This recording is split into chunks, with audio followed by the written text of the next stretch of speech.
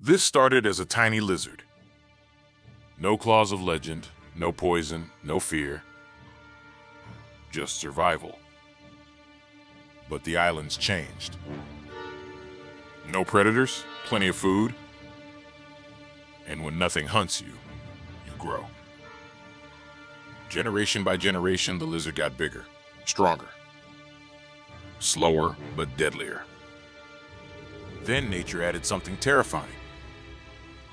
Its bite didn't need to kill. Bacteria did the work. One wound, then time. The prey ran, the dragon waited. Today, it's 10 feet long, 300 pounds. The Komodo dragon.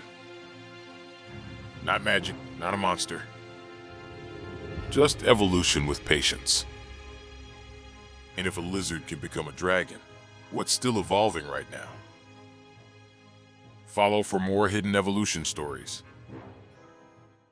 Subscribe and stay tuned.